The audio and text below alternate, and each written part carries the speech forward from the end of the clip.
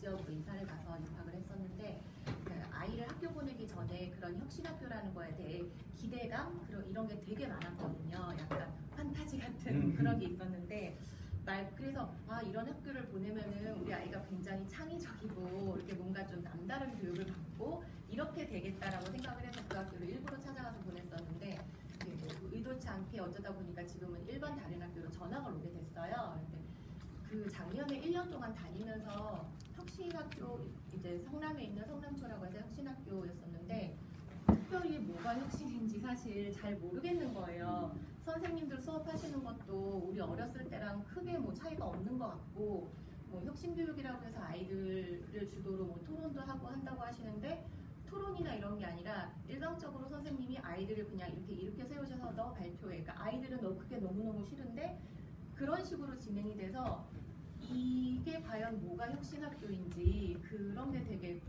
좀 안타깝더라고요. 네, 그래서 그런 거에 대해서 뭐 14번에 창의지성 캠퍼스 해가지고서 좀 거기에 대한 이제 답을 조금 해놓으신 것 같은데 이 답에서도 사실 이렇게 큰 그런 걸 찾기가 어려운 게 저는 혁신학교를 되게 기대를 하고 이제 이랬던 입장인데 또 반대 입장인 학부모들이 있더라고요. 그래서 그런 분들 말씀 들어보면은 일단은 뭐 아이들의 혁신학교를 다니면 학습력이 저하된다 이런 얘기들을 엄마들이 많이 하고 그리고 초등학교만 혁신이면 뭐하냐 주변에 있는 중고등학교가 그거를 이끌어갈 수 있는 학교들이 없는데 그런 식으로 연계가 되지 않는다. 그리고 우리나라의 입시제도 같은 게 바뀌지가 않고 이게 뭐 학교 서열화라든지 그런 식으로 여러 문제점이 있는데 그게 바뀌지 않는 이상은 혁신 학교를 아무리 해봤자 이렇게 뭐 큰 실효성이 없다 막 이래서 나는 차라리 공부 못하는 애들이 되는 혁신 학교를 보내느니 그냥 일반 공립학교를 보내겠다 이런 얘기들도 하시거든요. 그래서 일단은 제가 궁금한 거는 그거를 그러니까 성남초 같은 경우만 해도 주변에 중고등학교가 혁신이 없어요. 초등학교는 혁신인데 그게 위례 같은 경우에는 뭐 초, 중, 고 그 지역에 묶여있는 학교들이 전부 다 혁신이 돼서 이렇게 혁신교육을 받은 애가 중학교 가서도 교육을 받고 가는데 이런 연계가 안 되는 거에 대해서 여기 창의지성 캠퍼스의 초중고가 연계된 통합된 학군과 교육과정을 만드시겠다고 하셨는데 이 통합된 학군을 어떻게 구체적으로 만드실 건지 그런 것 좀 궁금해요. 이 문제는 지금 몇 가지 막 굉장히 중요한 논쟁점들이 막 섞여 있어요. 근데 쉽지 않은 논쟁점들인데, 근데 이 문제는 연결돼 있어요. 사실은 이제 혁신학교가 뭐냐, 이 정의거든요. 혁신학교. 근데 이 혁신학교에 대해서는 지금 사실은 더 혼란시켜버린 게 혁신학교 지금 541개가 돼 있어요. 541개의 혁신학교가 되어 있는데 사실은 저는 우리 경기도의 학교가 2,300개가 좀 넘지 않습니까? 그 중에서 541개의 혁신학교가 있다는 것은 좀 믿겨지질 않아요, 사실은. 그러니까 제가 혁신학교 추진위원장을 2014년 6월까지 했어요. 2009년부터. 그러니까 5년 넘게 아주 홀로 혁신학교만 좀 만들어 왔어요.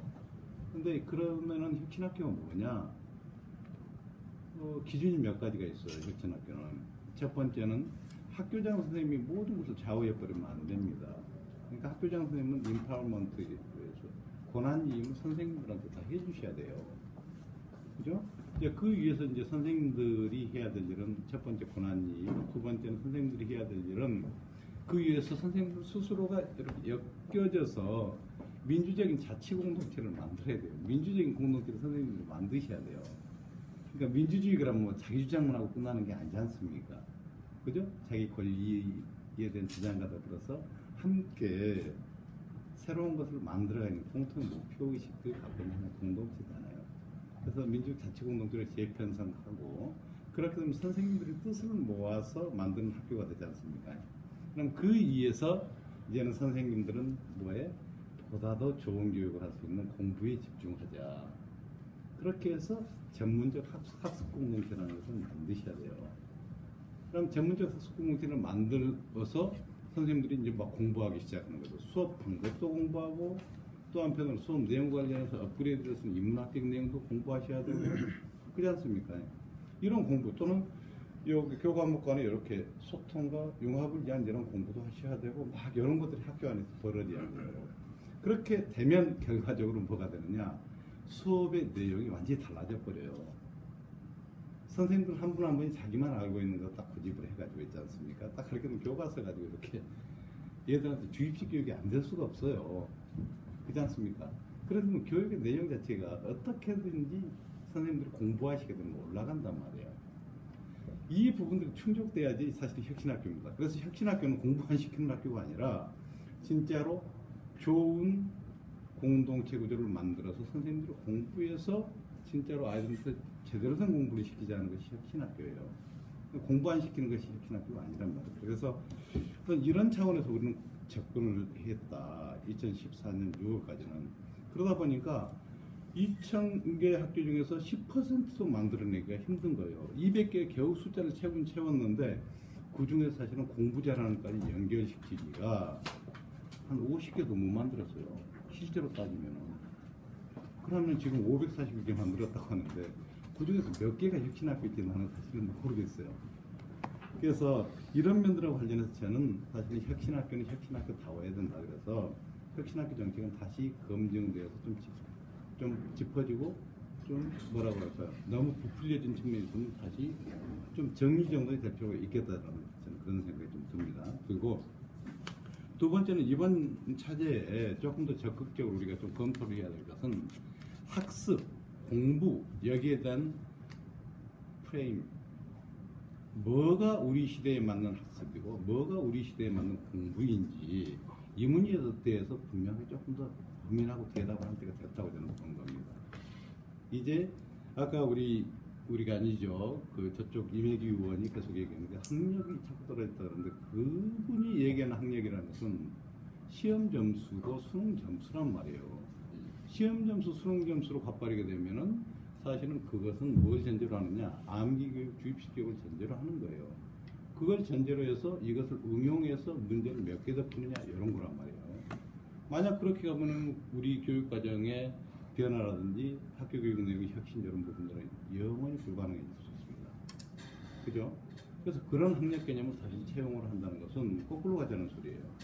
그래서 지금 우리들이 가야 될 학력 개념이라는 것은 그런 주입식이 아니라 아이들의 생각에 좀 더 포커싱 하는 생각을 어떻게 키워내서 우리 이 아이들이 스스로의 삶을 얼마나 더욱더 풍부하게 만들고 다양한 방향으로 설계할 수 있겠다. 이 생각을 세워서 우리 아이들이 얼마나 더 독립적인 인격체로 설 수 있도록 하겠습니다. 독립적인 인격체가 중요합니다. 독립되지 않는 개인들이 그러니까 독립된 개인들이 전제되지 않는 공동체라는 것은 허망한 꿈입니다. 이제는 독립된 개인, 독립된 시민을 키워주는 것이 중요하거든요. 그러니까 그만큼 여기에서는 아이들이 다름이라는 것도 굉장히 중요해져요. 그러니까 이 부분들을 우리들은 교육과정을 여기에 맞춰서 새로 짜지 않으면 안 돼요. 이전의 교육과정, 국가교육과정으로서 똑같은 것을 아래에 쫙 내려가지고 쫙 펼치는 거란 말입니다. 이렇게 하면은 아이들은 당연히 공부가 싫어지는 거죠. 인성 꺾이는 거죠. 학교 가면 고등학교는 공부를 잠잡더리게 되는 거죠. 잠 못 깨웁니다. 그런데 아이들이 잠을 깨우려면 이제는 프레임 자체를 바꿔줘야 된다. 그래서 이런 방향으로 가는 것이 사실은 우리 경기도에서 뜬금없이 지금 얘기가 나오는 거야. 사실은 그렇지 않습니다. 전 세계적인 교육 트렌드를 반영을 한 거고 특히 유럽 지역의 지성을 강조하는 이 전통적인 단지 주변적인 교육 혁신의 조류가 아니라 이 지성을 키워서 시민적인 부도를 키우려고 하는 유럽 전통의 학부부등한 주류적인 문제의식이 있는 거예요. 다만 유럽에서는 이 생각을 키우는 교육을 지금까지는 자기들끼리 훔쳐가지고 엘리트들이 그렇게 만들고 있어요. 엘리트들이. 그런데 우리가 혁신교육이라고 하면 그 생각의 능력, 시민적 리더십의 능력, 이것을 왜 엘리트들만이 독점을 하도록 해야 됩니다. 나는 이건 용납 못하겠다는 겁니다. 생각의 능력을 보통 사람들이 의지할 수밖에 없는 이 공교육으로 제발 좀 데리고 오자. 데리고 오자. 그 설계가 가능합니다. 그걸 위해서 2012년부터 2015년까지 줄기차게 우리들은 실험을 해왔습니다.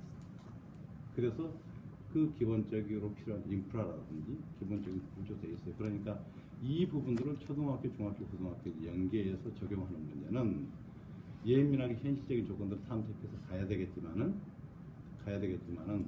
약간의 시간을 소요하고 정성을 뒷받침한다는 조건이 있다면 충분히 변화시키는 전 세계 어디에 내놔도 선진적인 이 교육 모형을 만들 수 있다고 저는 자신하고 있습니다. 네.